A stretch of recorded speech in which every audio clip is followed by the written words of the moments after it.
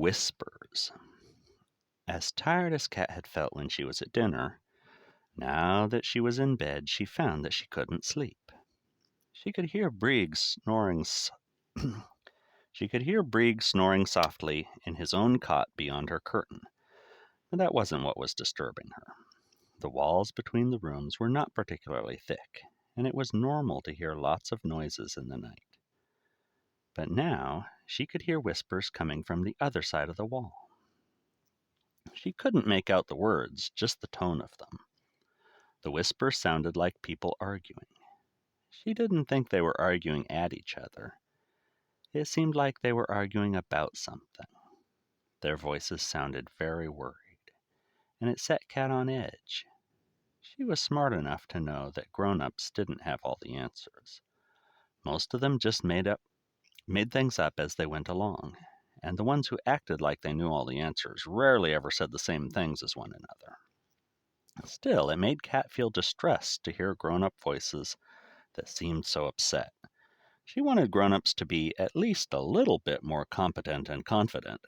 She wanted to be able to believe that the world she lived in might get a little easier to deal with when she was older. She moved aside her curtain a little. She could see the shape of the back of Brieg's head around the corner of his own curtain. Brieg made her feel safe. He didn't pretend to know all the answers.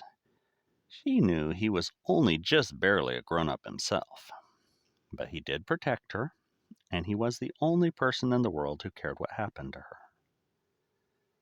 They had never talked about what happened with Miss Vry. There had been no consequences. Cat wondered if tomorrow he would just let her do what she wanted.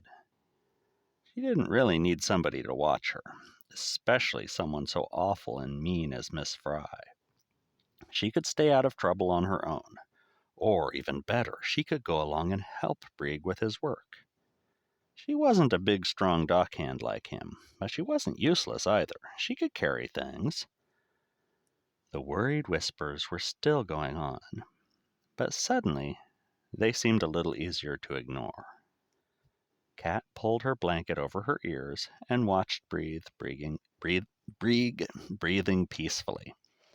She knew he wasn't her blood brother.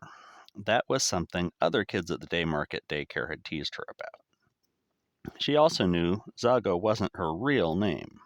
She wasn't actually sure if it was Brieg's either. But she did know it was their name.